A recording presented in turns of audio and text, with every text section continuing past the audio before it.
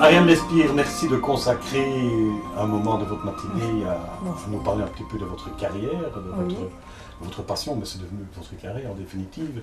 Et explique-moi un peu comment êtes-vous arrivé justement à faire ce que vous faites aujourd'hui. Ça a démarré comment? Historiquement, à la base, j'avais toujours voulu faire un métier un peu atypique. Donc, quand j'ai dû choisir mes études, j'avais envie de faire le stylisme, mais il faut remettre ça de nombreuses années en arrière. Le stylisme n'était pas vraiment un diplôme un peu reconnu. Il n'était pas dans le vent comme il est pour le moment. Donc, voilà, je pense qu'un peu pour rassurer mon papa, je me suis dit, j'avais le choix entre le stylisme et l'architecture. Et je suis allée vers l'architecture, qui était un diplôme reconnu, installé, mais je ne regrette pas du tout mon choix. Mais pendant que je faisais mes études d'architecture, que j'ai d'ailleurs réussi, je prenais déjà des cours du soir de modiste. C'est tout à fait différent, non? C'est tout à fait différent, c'est de la création, c'est juste vu sur le sens en grande échelle pour l'architecture, et puis c'est des petites formes pour les chapeaux. C'est imagé, mais c'est quand même de la création. Et vous êtes parti directement sur le chapeau? Oui, le chapeau, ça peut être vaste, c'est l'accessoire. Donc souvent, vous avez le chapeau, puis vous avez l'écharpe, vous avez la mitaine, tout peut se découler autour. Et puis sinon, il y a le chapeau de mariage, et puis il y a le chapeau à mettre tous les jours. C'est vraiment déjà, dans le métier de modiste, c'est déjà deux métiers différents. Et puis autour de ça, vous avez les bijoux. Enfin, donc l'accessoire est tellement vaste, tellement large. Donc ça fait partie un petit peu de votre travail, quoi, tout ça.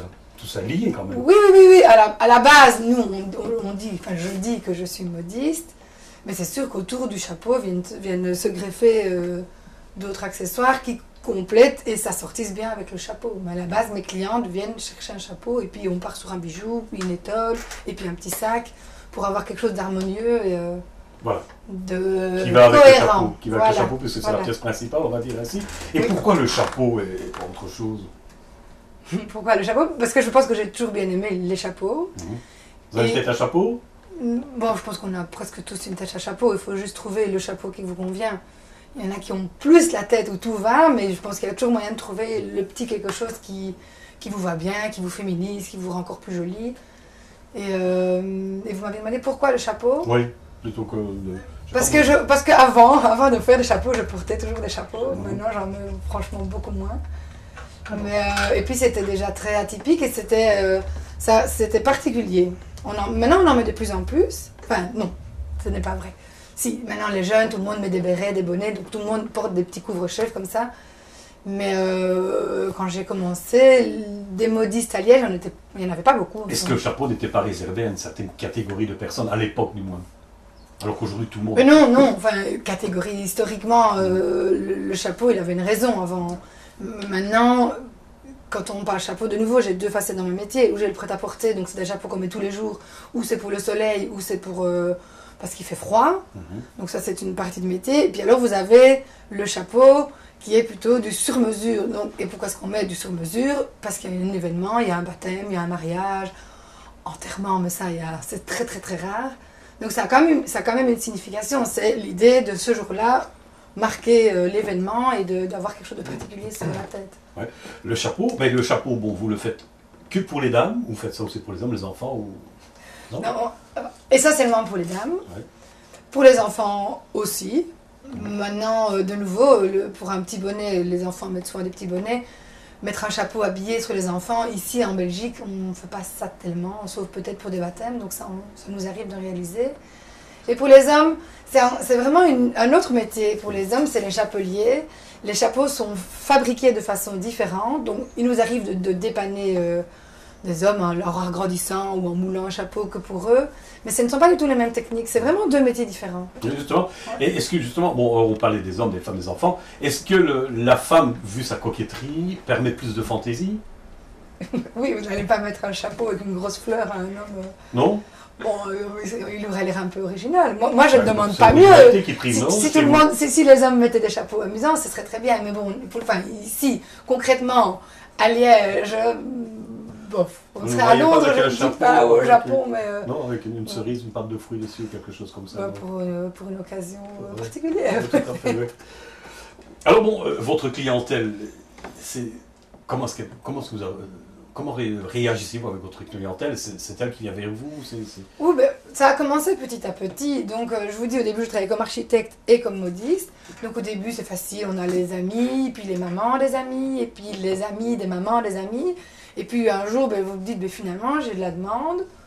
Est-ce que je ne me lancerai pas? À ce moment-là, tout le monde vous dit, elle est complètement folle, qu'elle reste surtout bien architecte, c'est un métier, ce n'est pas possible d'en vivre, ou toujours maintenant, hein. Ce n'est pas possible d'en vivre. Et puis moi, j'ai dit, ben, moi, je prends le challenge, j'essaye. Donc, à un moment donné, j'ai arrêté mon travail d'architecte, parce que je travaillais comme architecte, et j'ai dit, j'essaye. Et j'ai eu la chance. J'ai mis l'énergie aussi, j'y ai passé des heures. Et ben, petit à petit, ben, vous retrouvez à avoir des clientes que vous ne connaissez pas, qui ont entendu dire. Et puis le bouche à oreille, il fait son chemin. Et puis vous voilà rempli de commandes et vous travaillez jour et nuit. Oui, parce qu'on parle de commandes justement. Donc la clientèle, est-ce qu'elle a des exigences? Parce que je suppose que vous faites oui. La demande. Oui, évidemment. Oui, nous, effectivement, la clientèle a des exigences, puisqu'en fonction de l'occasion, on va faire tel type de chapeau ou tel autre type de chapeau. On a aussi une clientèle très très vaste. Ça va de la clientèle bourgeoise ou un peu chic qui a un grand mariage, aussi à quelqu'un de plus modeste qui justement veut marquer l'événement ou a justement envie de ne pas avoir un chapeau qu'elle trouve tout fait dans le commerce et envie d'avoir quelque chose de particulier, fait à la main parce qu'elle sait que c'est artisanal, parce que c'est fait à Liège. Ou on a aussi, mais ça c'est un peu moins amusant, on a de plus en plus des clients qui font des chimios, donc c'est une autre facette du métier. On ne doit pas mouler des chapeaux, mais aussi tout ce côté de psychologie, de discuter avec la cliente, aussi bien pour un mariage que pour un cas de perte de cheveux. Donc avant même de fabriquer le chapeau, il y a énormément de travail avant, de mise en confiance, de choix du modèle, de rendre la cliente féminine, si elle a une idée des fois qui n'est pas toujours la bonne, lui dire « Ok, on va partir dans cette idée-là, mais vous devriez peut-être faire ça ou ça ». Donc c'est à nous, moi et ma collègue, de trouver ce qui lui conviendra le mieux, et qu'elle sorte souriante. Voilà. Donc ça c'est un peu le chapeau à la demande, on va dire, oui. Là, à la demande du client, mais alors vous créez aussi de toutes pièces alors, à ce moment-là. Oui. Enfin, quand vous dites que vous créez de toutes pièces, vous voulez dire quoi? Des chapeaux qui ne sont pas destinés à une personne bien déterminée. Non, voilà, c'est ça, du prêt-à-porter chez nous, on appelle ça. Depuis maintenant, je crois bien 10 ans. Enfin, j'ai un problème avec les chiffres, donc je me trompe chaque fois. Pas depuis de nombreuses années, nous faisons des collections de prêt-à-porter. Donc, de prêt-à-porter, ça veut dire qu'on dessine une ligne avec par exemple une telle fleur et dedans on va faire l'écharpe, le bonnet, le collier, le col, et ce sont des collections qu'on présente à des magasins. Donc des magasins viennent nous acheter les collections et eux redistribuent donc le produit Ariane Lespire que nous avons dessiné. Et pour, évidemment, ce n'est pas les magasins qui sont au Japon, aux États-Unis ou au Canada qui vont venir jusqu'ici. Donc c'est moi qui me déplace. Je ne vais pas dans tous ces pays, évidemment. Mais je participe à des salons à l'étranger, notamment Paris, où là, je présente ma collection et tous les acheteurs viennent voir les exposants qui présentent. Il y en a une qui présente des chaussures, enfin il y a 200 qui présentent des chaussures. 150 qui présentent des chapeaux et puis 400 qui présentent des écharpes, et c'est à vous de vous démarquer pour attirer le regard, pour essayer d'accrocher votre clientèle et surtout de fidéliser après votre clientèle. Vous avez abordé le contexte des marchés étrangers, oui. Vous exportez apparemment.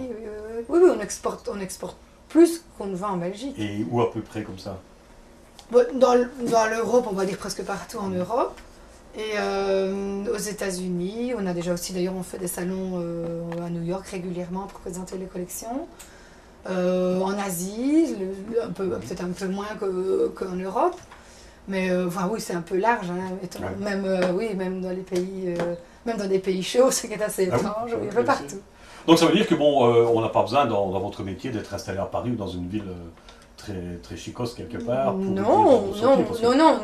Moi j'ai une qualité de vie. La situation où vous êtes ici, ne change rien dans votre travail quelque part. Ça ne change rien, mais j'ai dû moi me déplacer, notamment à Paris, à Milan ou New York, pour présenter mes collections.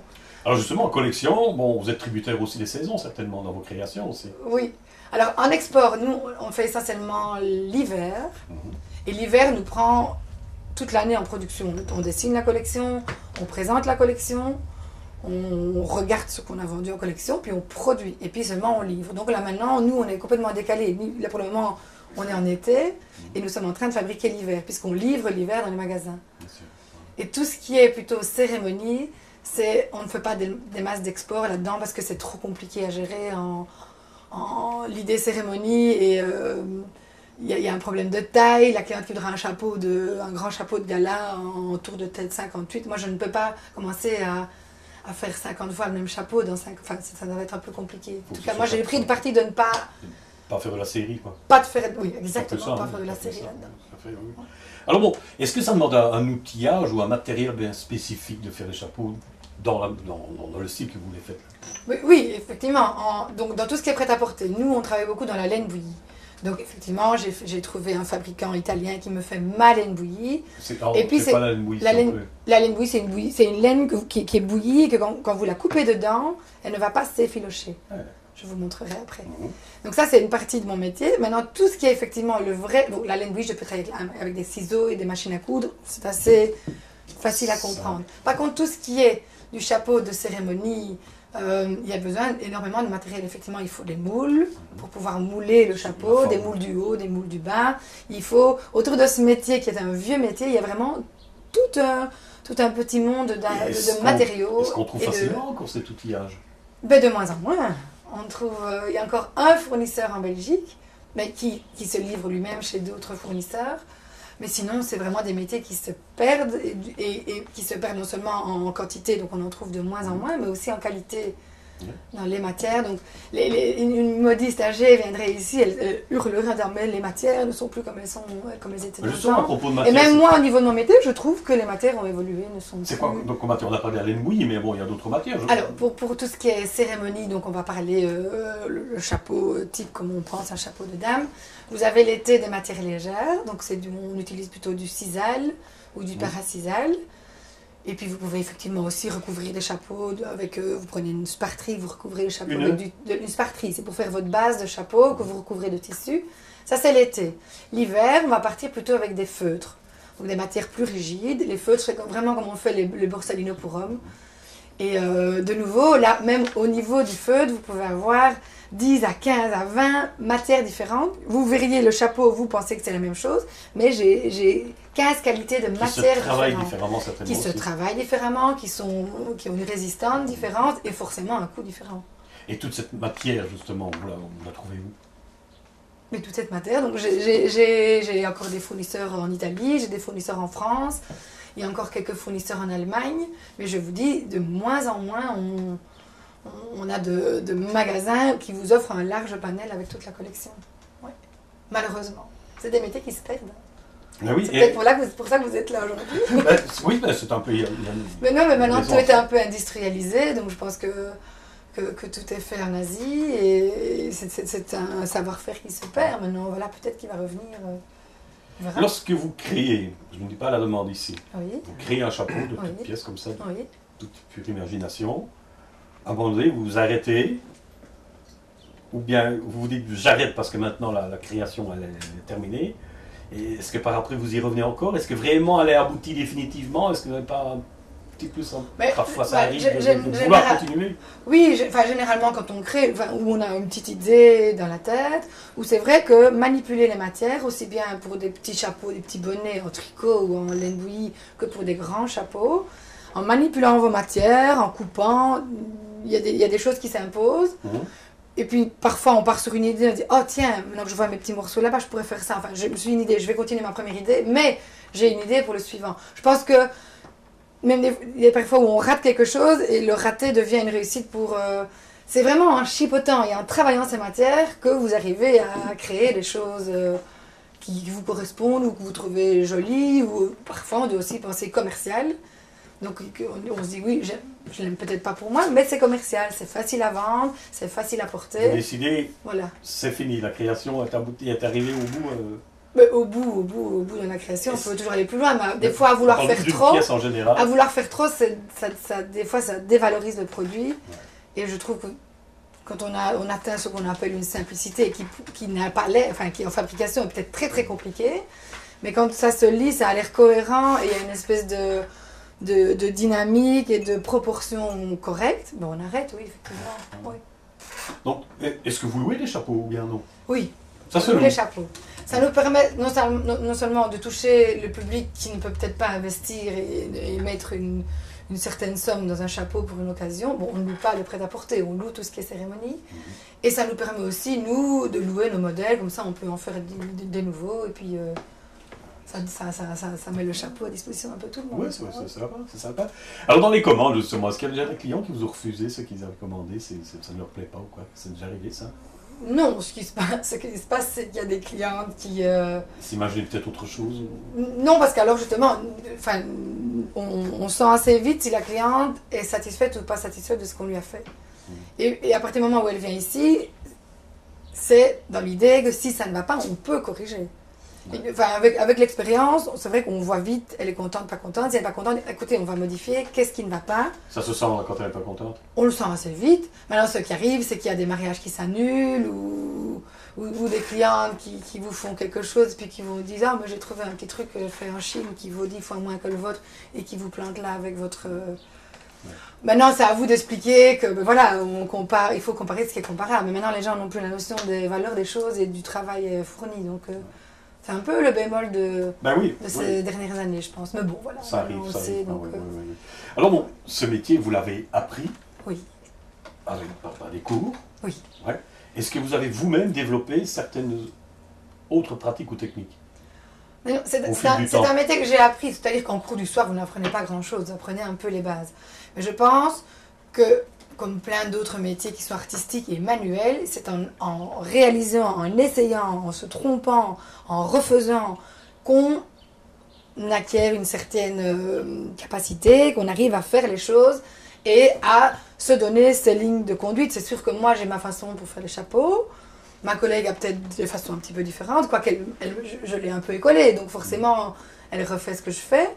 Et sans doute qu'une autre modiste dira « Non, moi je ne fais pas comme ça ». On a chacune, évidemment, nos petites techniques, nos petits trucs, qui ne sont absolument pas des règles...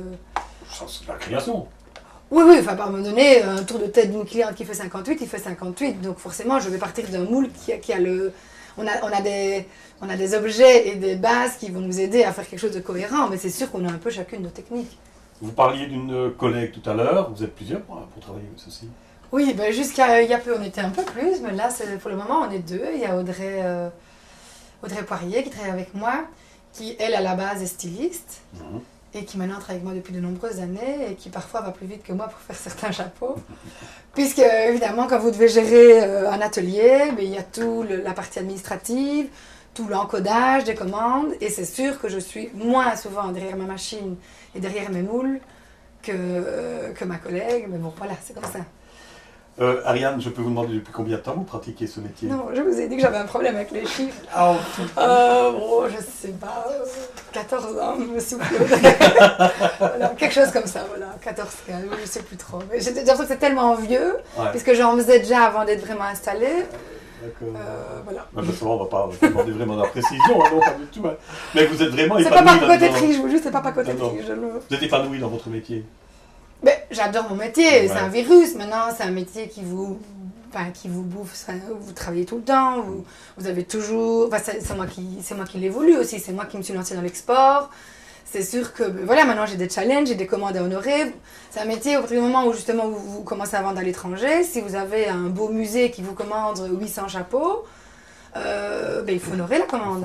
Et c'est bien joli de noter, ok. Et puis à un moment donné, il faut couper les matières, il faut commander, puis il faut produire, et puis il faut vérifier si tout est bien fait, il faut emballer, et puis il faut livrer. Donc je travaille énormément. Mais j'aime ce que je fais, donc c'est un virus, et heureusement. Une artiste, quoi.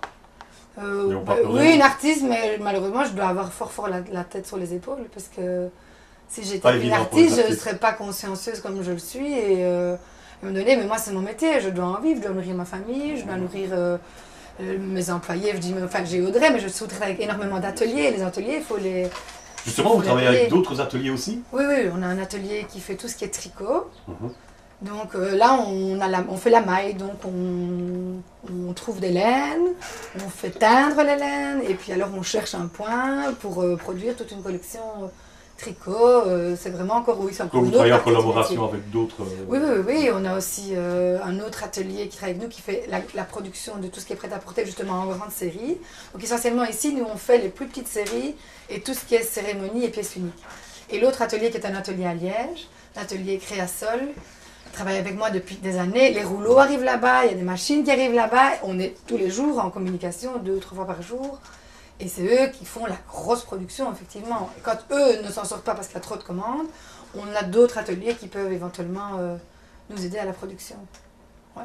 Mais voilà, donc moi je gère un peu tout ça, courir à droite, à gauche, gérer, vous avez bien les décos, vous avez reçu tous vos cônes, vous pouvez faire vos écharpes, vérifier si c'est bien fait. Parce qu'il faut vérifier toutes les pièces, pas une, toutes les pièces. C'est très important. Mais oui, parce que quand c'est parti aux États-Unis, puis que votre client aux États-Unis vous dit écoutez, l'écharpe n'est pas correcte, je vous renvoie tout, mais non seulement vous devez payer les ateliers, enfin tout ça a des conséquences assez fâcheuses. Mais voilà, je crois qu'on a fait le tour de la question, je pense. Ben, si vous le dites. C'est très gentil à vous d'avoir parlé si aisément de votre passion, votre métier. J'ai sans doute oublié beaucoup de choses. Et l'artiste que vous êtes là, bonne continuation en tout cas. Merci, merci beaucoup, c'est gentil.